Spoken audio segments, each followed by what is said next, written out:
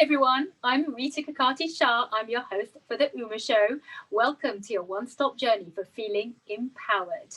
We're a platform for change. We build confidence. We are your voice. We want you to be bold, be you, be Uma. Today, we are exploring role models in South Asian sports. And I'm so excited to be joined by our goddess of go-getting, Shikha Tandon, who is not only a former Olympian swimmer, she was also a former scientist at the United States Anti-Doping Agency and is now Director of Partnerships at Silicon Valley Exercise Analytics in Menlo Park, California. Welcome, Shikha. Thank you. Thanks, Rita. Thanks for having me. It's such a pleasure. So tell us a little bit about yourself. You were born in Mumbai, you grew up in Bangalore, and you were always an athletic child who actually wanted to be a runner from a young age. Tell us about your younger years and how you grew up. Exactly. So, I mean, I was, like you mentioned, I was always an athletic kid, always wanted to be outside, hated sitting indoors. And, through school, I would participate in all these running events on sports days and thoroughly enjoyed it. And that's something I really wanted to be. And when I was 8, my mom took me to this running academy in Bangalore where we were at the time, so that I could start, training with that club. But unfortunately, the director of the academy said that, they take kids only when they're 9. So she said, take Shikha to do something else for a year and then come back when she's 9. And in that time, I have a younger brother who's a couple of years younger than I am. So he had pretty bad asthma growing up. And so the doctor recommended that he start swimming to help his improve his lung capacity. So mom was going to take him to the pool, and I was obviously not going to be left behind at the age of 8. So I was taken along as well. And one thing led to the other, and then swimming became my sport of choice. And when I turned 9, I really never went back to that running club. So wow. I love that story, because I remember when we first chatted, you mentioned you actually had a fear of water when you started. So swimming was the last thing on your mind until this sort of happened almost by accident. That's amazing. So how did you go from, I guess, having a fear from water, from actually trying it out and then, a year later, winning your first medal? Yeah, like you said, when I was 8, I was 6, 8. We would go to the pool, the club pools, and splash around, play around with friends and family friends. And I would be the only kid who would be sitting outside the pool. And outside the pool, they used to have this little fountain. So I would be the only kid who would be walking around the fountain, quite content, just dipping my finger in and just making the rounds, while all the other kids my age would be in the pool, diving in, getting the coins, getting the little toys off the floor. And, I wanted nothing to do with that. I was there to play in the fountain, and I was there to eat the chips after the session. So, that was swimming for me in a nutshell. But, when I started, I think one of the key things was that I was allowed to take my time. So no one really rushed me into it and said, hey, you're going to be doing the swimming, and this is all. Like, there was no, it's not that I wasn't given a choice. I was allowed to take my time. I think that really, really helped looking back, where, one thing led to the other. I got more comfortable. Within the first few days, I was promoted to the big batch, where I was swimming with the older kids. And, within a few weeks, I swam my first length of the pool. And that just gives you a lot of confidence as a kid of that age. So I think it was really that, allowing to take my time and, explore the sport, explore the activity in a way that was comfortable for me. So I think that really, really helped. I think I love that. And also because you don't hear about that a lot. You hear about when somebody has a talent, you almost get pushed. But because you took a step back, or the approach was, you got to yourself develop a love for something that you previously had no idea about, right? And I love to hear about that, Right. And even when I won that first national medal at 9, there's actually a funny story attached to that. So when I won my first national medal at 9, it was a bronze in the 50-meter breaststroke. And I finished the race, and I came out and I'm crying, and my mom's also crying, because the only difference was hers were tears of joy, and I was not happy with the color of the ribbon that they gave me on the bronze medal, the color that the gold medal had. So it was just one of those really funny situations where, and at that point my mom told me, like, if you want to win that or want to get the color of the gold ribbon, I didn't even care about the medal. It was just the color. And so she said, you have to work hard, and if you want to get that different color. And I think for me, that really set the stage for what was to come. Now I was aiming for that new color of ribbon. I love it. Do you remember the color actually? What was it? I mean, the three choices were red, yellow, and blue. I actually don't remember which one I had and which one I wanted, but I probably have pictures so I can check. Oh, I love that. I love that. That's so funny. And then kind of basically fast forward, then you quickly went through the ranks and went on to become an Olympian and Arjuna awardee, which is actually an award by the President of India for achievement in sport. That's incredible. So congratulations. You were the only swimmer to represent India at the 2004 Olympics in Athens. You've won 37 international medals for India, 146 national medals, 11 Best Female Swimmer Awards, created 75 national records, and have represented India for 14 years at various international events. That is beyond incredible. Just tell us about that entire journey. It obviously was, a pretty fascinating journey. Nothing that my parents or my family or myself, in fact, envisioned when we started off. As that 8-year-old and 9-year-old, I think if anyone had told my parents that we were going to be swimming for 15 years competitively and, going all the way up to the Olympics, I think we would have probably all just laughed it off. And to be honest, even when I was 15 in 2000, so I was actually pretty close to making the Olympic qualifying time in the year 2000. But the reality is, like, till a couple of years before that, I didn't even know much about the Olympics because, back then it was just, every 4 years you got to see it on TV. But, that was it. Like, there was no concept of social media back then where, you were aware of so many more things around you. And so when I actually got close to that qualifying time in the year 2000, and that's when it really kind of sunk in to me, and that became a goal that, okay, this is something I want to achieve, and going for the Olympics is something that I want to do. And for every athlete, that's really the pinnacle of your career, being able to participate and represent your country at the Olympics. So the journey was something that really happened one step at a time.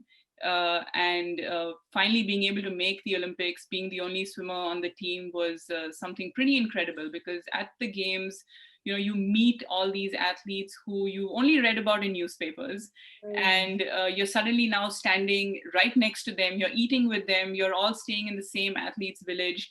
And the best part about the Olympics is that no matter whether you're a first-time Olympian there, as a teenager, or whether you're there as a former world record holder or as a current, world champion, everyone is treated the same way. And I think that's really, really incredible. And that's an experience which I have not had anywhere else, where, you have 10,000 athletes from all over the world, representing, over 200 countries. Everyone that you see in that entire village is the best in their country, in their sport on that given day. So that's just something which you have to be there to experience. You can read about it, you can watch it on TV, but when you're there, it's a whole different ballgame. So, it's definitely something which I will, cherish forever. And, the opening ceremony where you're walking with your entire country's contingent, and, the whole crowd is cheering for you, and you get goosebumps. I have goosebumps right now, just talking about it. So you can only imagine the experience. So yeah, it was a pretty incredible journey. Had a lot of support from not just my family, but my coaches, my teachers, friends, because it's a journey that is not really just the athlete. It takes a lot from everyone around you as well to help you get to that stage. So I'm pretty aware of that and pretty thankful for that. Absolutely. And that feeling, it's amazing. It's just bringing back memories for me when I was sort of in my youth, just growing up and watching the Olympic every 4 years. And we always used to root for, I was born in the UK, so we used to root for, Great Britain, but always India, because that's where my heritage is from. So I remember I must have seen you walking through as well as part of India, sort of rooting you on back then as well. So, the memories, amazing. Yeah, thank you. Of course, yeah. And then you moved to the US. Afterwards, you actually settled in Cleveland, Ohio, to study for your second master's degree. And then you joined the USADA, which is the United States Anti-Doping Agency. Tell us a little bit about your academic choices and why you chose to pursue a career in drug testing. So, I mean, as an athlete, you're always looking to get that extra edge. You're always looking to improve your performance from the day before. So, in that whole process and that journey, you learn a lot about your body. And so just that whole process of being in a competitive sport got me interested in the biological sciences, and I had a great teacher in school, and so that really just helped. And so that was a subject that I wanted to pursue. I knew that for a fact right from school. And so my undergrad degree and my first master's were also in the biosciences. And then I moved out to Cleveland to do a second master's in biology. And, as an athlete, you get drug tested a lot. Right. And through that, I understood a little more about the process and a little bit about how the system works or doesn't work.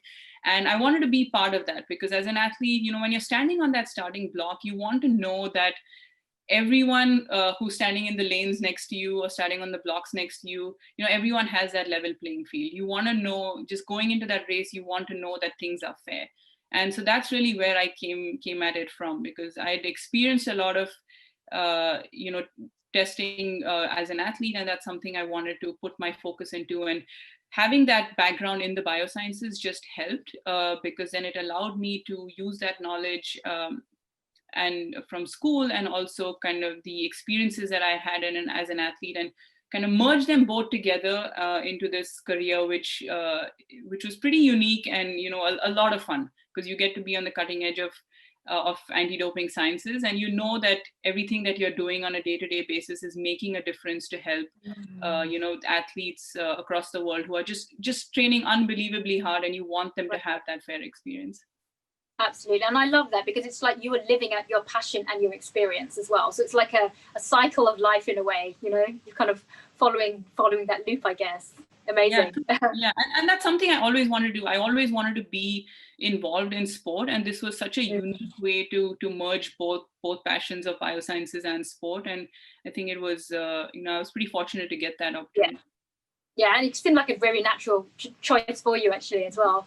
So just wanted to ask you, so if you think back to in India, it's actually hard to fathom parents pushing their kids into non-academic careers, let alone sports. Now, you had a very supportive family, though, especially, obviously, you shared a story about when we spoke about how your neighbors would approach your mother when you were just 15 years old and make comments actually about your experience and also just suitability for marriage. Can you share that story with us and any other experiences with us? Yeah, so I mean, I had an incredibly supportive family, not just my parents, but it was extended family as well. Because, growing up, you, as an athlete, you're away from your family, you're training 8-10 hours a day, 6 days a week, 15 years of your time. And so, you spend a lot of time away from family. And so you really need support of family to help you going, especially on days where, you're not having your best day at the pool, or you haven't swum your best race. And so when people come around and make comments like this, it's, for us, luckily, my parents took it the right way, and we just kind of brushed it off. And now looking back, it's funny when you said that, but there are a lot of times where, people take it to heart, kids take it to heart. And that, I think, influences their mindset. And that's why I think a lot of kids tend to drop out of sport, especially in a sport like swimming, where, you're pretty muscular. You're working on your whole body 8-10 hours a day. And back then, like 15-20 years ago, girls were not allowed to, are not supposed to be muscular, and so when people saw me with being pretty fit and pretty muscular, they would make comments that, oh, she doesn't look like a girl. And I think at one point somebody told my mom that, oh, I thought you had a girl and a boy, and we were both standing there. And so it's things like that. And then also, she's too muscular, nobody's going to marry her. And like, these are comments made to a 15-year-old, and which I don't think are appropriate, but that happens. And also with swimming, you're in a swimsuit, there are obviously, body image issues. And, you have to help kids navigate through all that, especially in their early teens and late teens. And, with swimming, you're outside more often than not, training in an outdoor pool, you're getting tanned.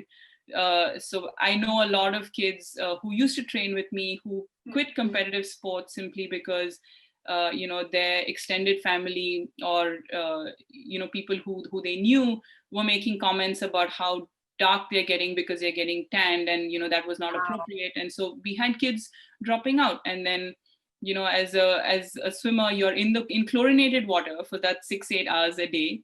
And so a lot of time, I think every swimmer goes through a phase where you have really short hair just because it's easy to manage.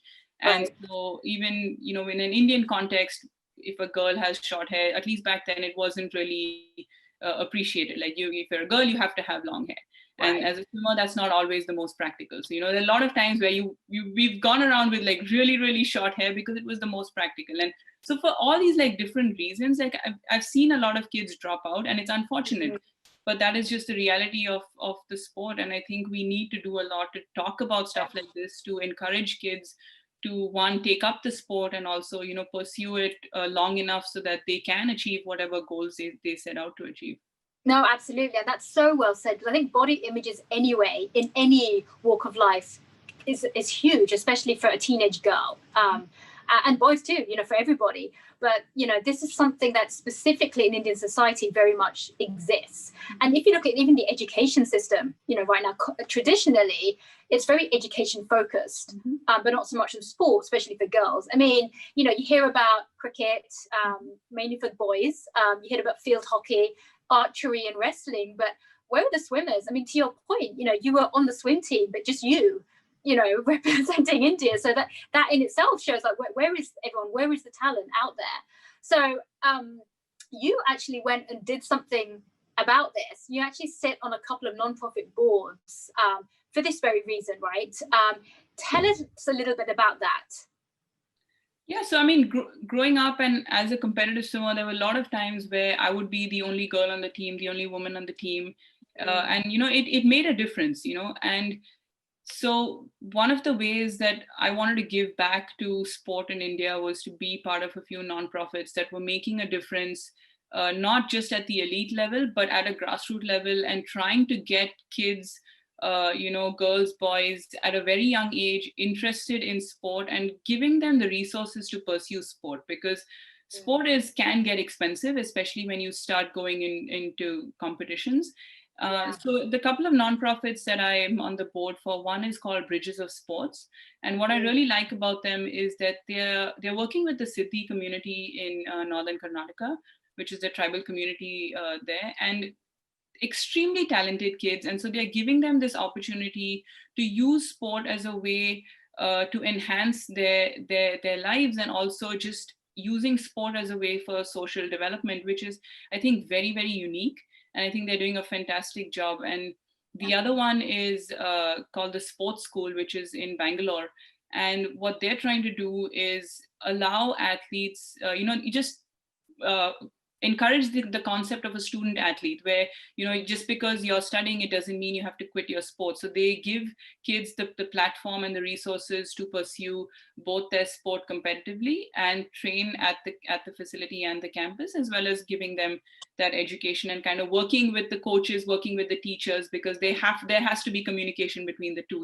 As an athlete, you're missing classes someday because you're at the national camp or you're going out to compete. So when you come back, you have to have that communication with the teachers, where they help you, either just make up for a few classes or just help you navigate that system, because it's not something that you can do alone. And as I mentioned earlier, it's a whole team, and teachers and professors are definitely part of that team. So those are the two organizations that I also work with.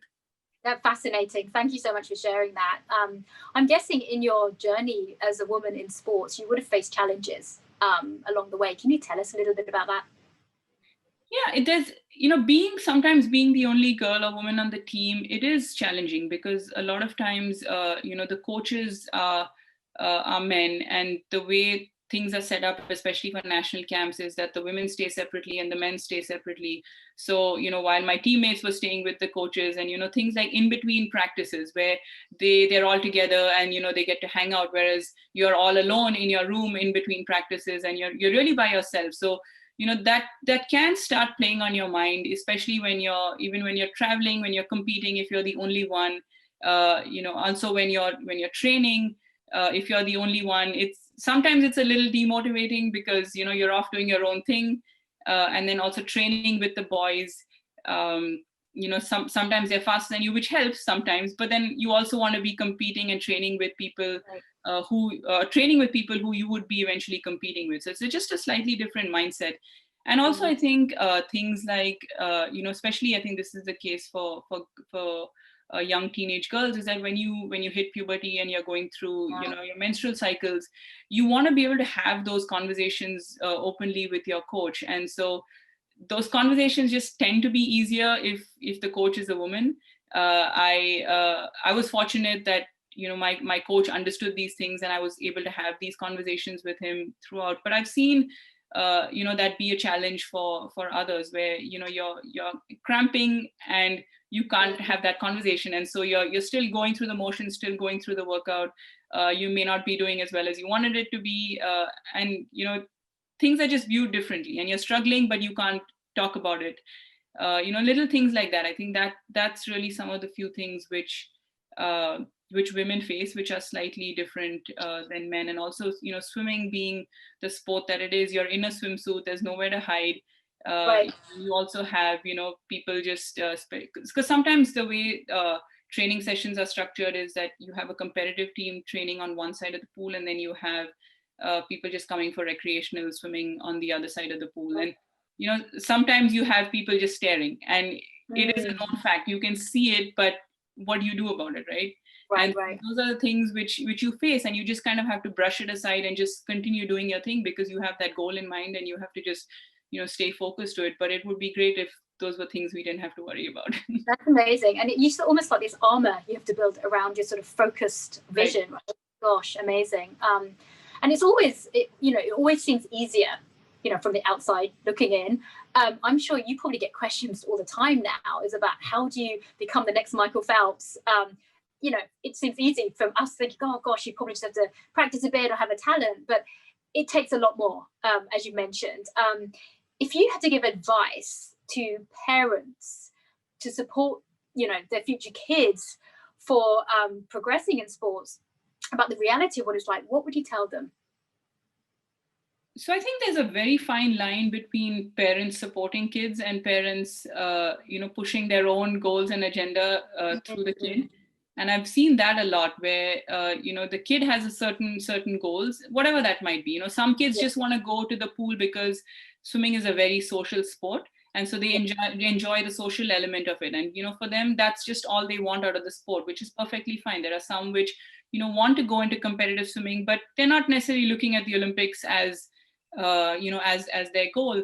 And then there are some who want to go all the way to the Olympics. And so there's no right or wrong with any of those three. It's just, what the kid wants. And I think it's really important for parents to recognize what their kid's goal is and support that goal, versus saying you have to do this, or you are going to be, that next Michael Phelps, or you are going to go to the Olympics.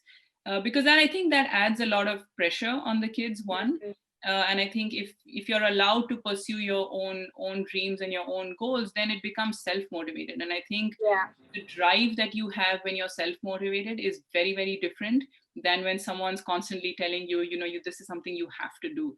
And I've seen that with me. I was self-motivated because I was, allowed to make my own goals, allowed to pursue my journey in a way that that was in tune with what I was going through at the time. So, like I said, we didn't start off saying I'm going to the Olympics. It was something that just happened as part of the journey. And I think enjoying that journey, appreciating that journey is something that I would definitely advise. And also, it takes a lot, because when you're swimming is a sport which you start relatively young, and at the age of 10, 11, 12, you're not going to be able to go for those birthday parties. You're not going to be able to take those family vacations. Nutrition is a big element of competitive sport.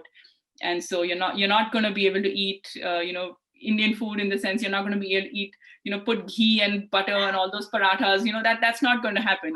And so it has to be a family effort, because you can't expect a 10-year-old, to be eating right if the rest of the family is not. It just makes it harder. So it's a collective effort. And I think that's something that a lot of parents who I talk to don't understand, that it's not just about the athlete and the coach, it's about the athlete, coach, extended family, teachers, friends, because, if your friends are encouraging you, then you feel that you're having to explain your choices and goals a little less. And that makes it a lot easier. But if you're having friends that are pressurizing you to, miss practice or come out and party instead, it makes that journey just a little bit harder. Yeah, no, because it's so right, everything you said, but you just don't realize that level of commitment, I guess, until you actually hear it and think, oh, wow, that is what it entails, really. Right. Amazing. And it's something we also just learned as we went along. You make those choices based on the situations. And so it's something that we learn as we go. And I think every kid is unique. Every sport is unique. The demands of every sport is unique. With swimming, you're up at 5 a.m. You start practice sometimes well before 6 a.m.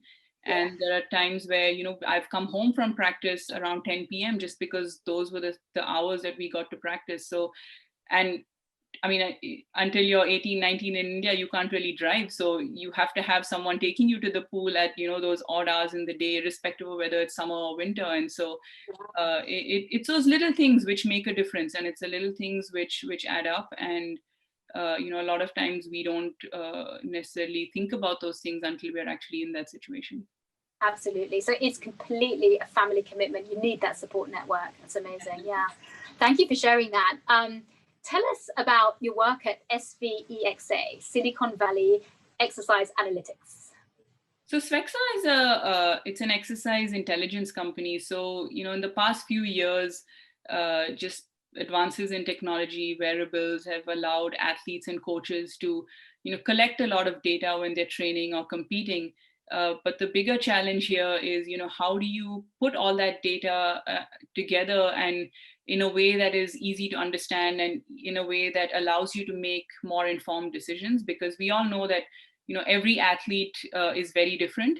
Every athlete responds to training very differently. Every athlete needs different levels of training and different types of training to achieve their peak performances.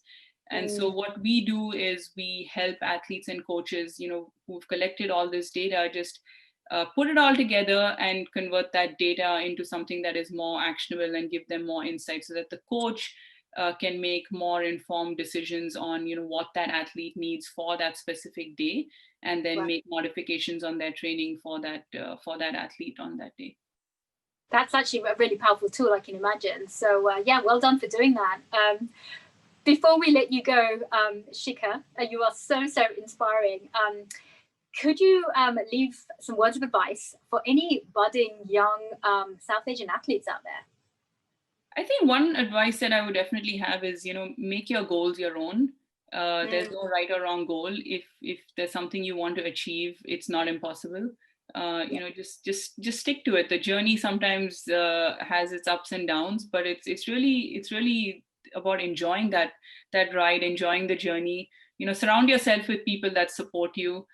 Surround yourself with people that make you happy, and just give back. And one of the things that I like to say, and that has been true for me, is that don't just follow your passion, but allow your passion to follow you. Because then what that allows you to do is that for me at least, allowed me to do was take my love for sport, take my love for activity outside of the swimming pool, and convert that into a role at USADA and now at Svexa, and also working with a couple of nonprofits. Because I think if I just stuck to swimming, a lot of this would not have been possible. So I think just expanding your passion a little bit in terms of allowing it to follow you as you progress through your career. I love that. That's such sound advice. Thank you so much, Shikha, for sharing your inspirational journey with us today. Shikha Tandon, former Olympian swimmer and Director of Partnerships at Silicon Valley Exercise Analytics. And thank you to our viewers for watching us on this empowerment journey today. We want you all to embrace that inner goddess of go-getting. We want you to be bold, be you, be Uma.